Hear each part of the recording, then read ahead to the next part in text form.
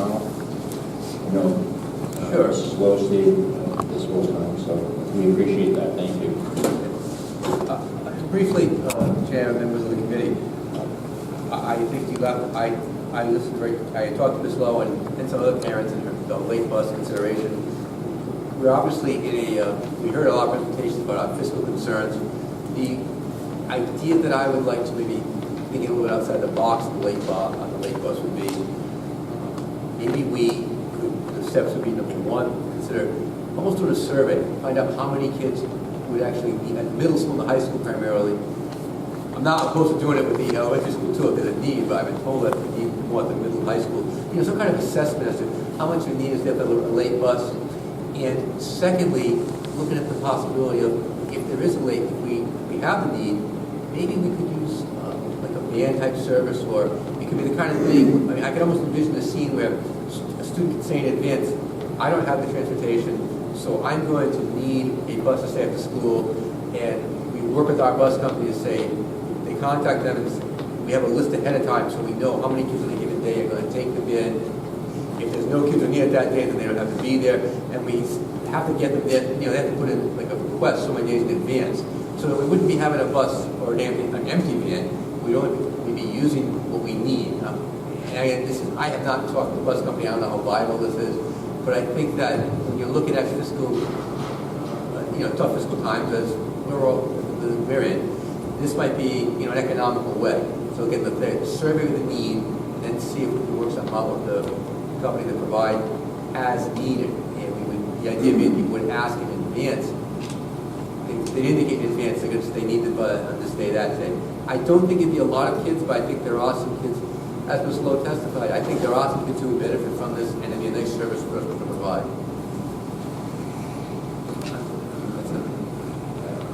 Absolutely. So, I just had two comments, three, I guess. The first is, Ms. Lowe, thank you for bringing this up to the committee. I actually think it's a really important issue to bring. I'm wondering if it's possible for us to maybe at the next meeting invite Mr. Mayo to come by. Maybe we can discuss a little bit about some of the logistical concerns that Mr. Connell brought up, including how many students would it take to make this a viable operation, what would the projected costs be, what would be the times that the bus would come, because a late bus wouldn't be able to rotate the district. You have to come one specific time. So, what would that look like? I think Mr. Mayo is probably the best person I can think of who we could start having this conversation with, or who could at least start the process of finding these answers for us. My other comment is on a personal note. This really resonated with me because, you all know I didn't grow up in Smithfield. I grew up in a different district, and there was a late bus, and that was the only way that I was able to participate in after-school activities was that I myself took a late bus. So I really see the benefit in this, and I'd be really interested to pursue it and see if we can do something like this here in North Smithfield, because there is a lot of utility for something like this, I feel, and I think that there are a lot of students out there. Again, I'm making assumptions here based on my personal experience, I don't know, but I wouldn't be surprised if there were a lot of students who felt as though they wanted to get engaged with what we have to offer, but couldn't because logistically they weren't able to. And if that's the case, that's a real shame. If we have the power to change that, I think we should. That's all. Okay.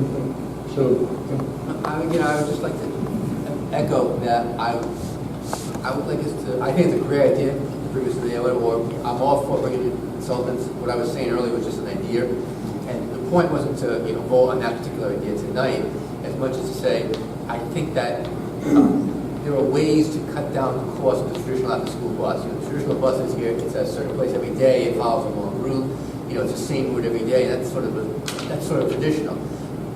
Where we can maybe, I'm thinking outside the box, again, looking at the particular kids on particular days, that bus doesn't have to do, or that van doesn't have to do the same route every day. So we can cut some, we can be specific and maybe make it cut some costs. Make it financial, not just cut costs, but be financially viable. That's So there's an hourly rate attached to the late bus in our contract. Yes. So I don't think it really matters how many kids go on there. It's just how long the bus is out. If we get paid, we have to pay an hourly rate. And Mr. Connell, I don't know if, and I'd have to read the contract again, I don't know if we'd be able to necessarily, and again, maybe this is what you're saying, and forgive me if I'm misinterpreting. I don't know if we'd be able to contract an outside transportation vendor for a late bus program if we already have an agreement with DAPCO in place. Do you know what I'm trying to say? I don't know if there's a non-compete clause in there. No, I meant to work, I'm sorry, I didn't cut you off. No, I was, at all times, I wasn't named, I didn't want to name the provider, but yes, absolutely, I was thinking we work with our provider. I don't see any reason I don't see any reason to go outside that. We go to the provider, we say we have this need, and we see if we can work out. Okay, great. Again, and part of the survey would be, I don't know how much we need there. I think the survey would be a good idea just to see what is the need and where is the need. You know, I think you're going to find that mostly late middle school, first couple of years of high school. Frankly, by the time a lot of the kids hit juniors, and not every kid, believe me, not every kid, I guess, but a lot of them are driving by the time that they're juniors and seniors. So, and again, some kids know, so there would still be a need. But that's where you're going to, the main need, I think, is going to be 8th grade, 9th grade, 10th grade. That was my experience, yeah. So, absolutely. Is it possible to have a survey put out for the next meeting and have results back by the next meeting? So I assume the committee is requesting the superintendent do a survey to see what the need is, work with Mr. Mayo. We'll get to the pricing and the logistics, and then Mr. Mayo can be here next meeting and present that. Could we see the survey before it goes out? Because I'm with you. I live my life trying to figure out how to get my kids, but every time I go to pick them up, there are 50 parents sitting out there in the parking lot. And no matter what event my kid was in, no one ever said, hey, do we want to try and work together and see if we can come up with some sort of, I'm not saying, that's the end all, and maybe it's, but we've never even tried from a logistical standpoint to say, okay, you know what, hey, you're all in the chamber courts. What would it look like if all those parents were able to come up and communicate with one another? Because you can't even get to the parking lot to pick up your kids because there are so many parents, because there's no organizing way. And I don't know that it would work, but I know that it's never been tried in any real way across our sports, our activities, no matter what the club is. So I just want to make sure we put that that becomes part of the conversation, because you people on this committee where be like, all right, I'll take Tuesday, you take Friday, and I think that there are ways to be able to at least think about that, especially if we know the budget is going to be different. And if I may, I'm sorry, that's a labor the point, but we are working a lot of great things at the schools, at all the schools, and as was said earlier in the evening, we want to try and do everything we can to attract the students, and it's just a small portion of it, but this could make our schools more attractive to certain students because it may open up opportunities. Yeah, I think Ms. Lowe, you said that certainly would help in your case, correct? Okay, and so on the second, Ms. Rogers' statement, just correctly, do you want to look into, while you're doing the survey, possibly trying to coordinate some type of Some sort of ride share.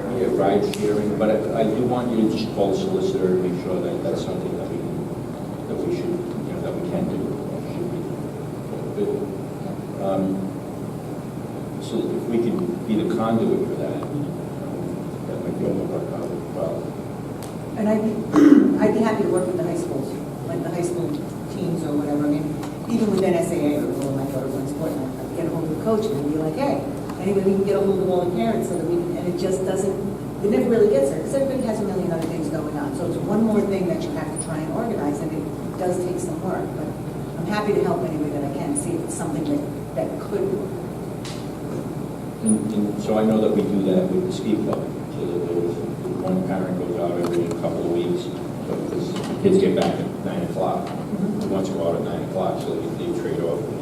It's maybe one every three times. One of the parents goes, so it works well. And I mean, Smithfield's pretty big, so it wouldn't even necessarily need to be sport. What if 3 things are all ending at 5 o'clock, and 5 of them have to be going to one area. I just don't know that we've ever actually tried to think about that in a logical way. So. Any other? I think think in the past, the bus usually came around 4 o'clock, is that your memory? So that would benefit the kids who stay after school for extra help or clubs and so forth. It's really not going to benefit the athletes who are usually here much later. What about discipline problems? Children who have detention and that type of thing. I don't know how the detention works. I don't know how long it lasts. So it's different times. Sometimes it's 1 hour, sometimes it's 2 hours, but all the events that we have are all at different times. It's not just an hour right after school. Most of the clubs are, but Right. athletics, some of them Oh, start at 5 absolutely. And o'clock, that's just, some of them yeah, start that's at just what I said. I think we're targeting probably kids who want to be involved in after-school activities that last an hour or so. So if you say use 4 o'clock as a number because you have the intention of being 4, so that would I'm just remembering from the past, around 4, maybe it was 3:30. I mean, It was only once a week. and it was only once a week. Oh, okay. So we signed detention, that night, detention. Oh, detention. Detention is once a No, week. they just started on during clubs, so they don't want to go on with the detention. So they're, so it's once a week and in a detention box, which I don't know that that would be what. I don't think that's the goal. Really to give opportunity for getting more club. Thank you. Any other comments on this? Great discussion. Mr. Connell, bullying prevention. Thank you, Mr. Chair, members of the committee. Again, this is a huge issue, and so I don't want to, go on. It's late, and we can't address it all in one night. It's just too big an issue. I just want to mention, I put this on not because I think North Smithfield is a particularly bad place for this, but I spent while I was on campaigning, I ran into a few parents and guardians who mentioned that they had to move their children from the school system because of bullying. Now, I think that bullying is the kind. I don't think it's a reflection on our schools in the sense that, well, let me put it this way, it's always going to be there. It's a constant thing. It's not the kind of thing where bullying, well, we haven't reached the level we want to reach, and that level is nirvana, where we don't have any bullying. I think it's a constant thing, and you need to constantly monitor it. And I've heard the most concerns being probably at the middle school, the upper grades. Again, I think we have a great middle school program. Well, I've just heard that's where I've heard it a bit. And I'd like to just make sure that we're staying on top of it and express that concern. That is an ongoing thing that I've heard a lot from the community about it. And there's a lot of great programs that are going on. I walk through middle school, I see some of the anti-bullying posters that are up there.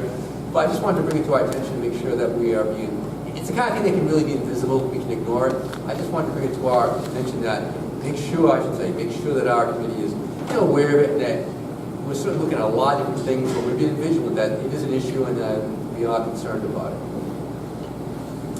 So I would just like to come back to survey works for a minute, because believe it or not, we asked a lot of questions around bullying, whether it's electronic bullying, when students are bullied, how hard is it for them to be able to get help? How connected do they feel to the school? Do they feel that there's someone that they can talk to? So I would be happy, even if we come together for the board, to give you some data around what our students say. We know that 90% of our kids respond to that survey. So, and now we're going on our 3rd year of data, and I think it might be helpful in terms of instructing us of where our kids are struggling and where they're feeling bullied. That would be helpful. And I did have a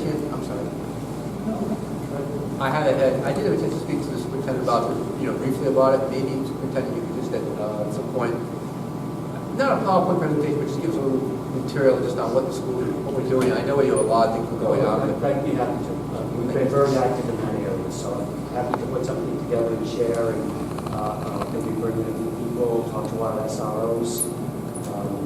And I really want to make clear that I don't think the school has been negligent in this regard. I just think, though, again, I want to recognize that's an ongoing thing, and that I would like to see just an update on what we're doing. Sure.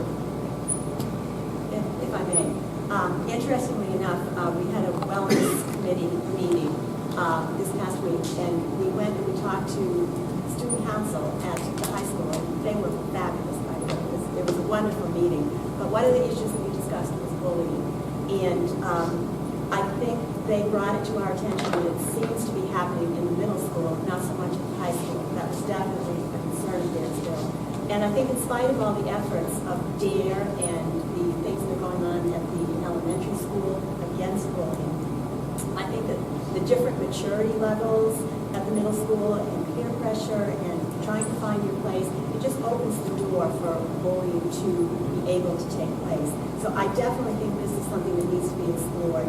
And the high school student council students even volunteered to put something together and go down to the middle school and present it. So I definitely think that this is a very good point and an area that needs to be further talked about and explored. What can we do better and how can we prevent it, especially at the middle school, because that's where they felt it was happening. And as a parent and as an ex-middle school teacher, I concur. Middle school is a difficult age. Thank you. Any other comments? Thank you again. Superintendent, the luncheon recess aids increase in hourly rate. That's due to changes in minimum wage across the state. So we're just reflecting the new minimum wage. Anybody have any questions? Do we need to vote? Yes. For information purposes. No, vote. I mean, state law overrides. Yeah, but, yeah. We don't, I just have it in the vote.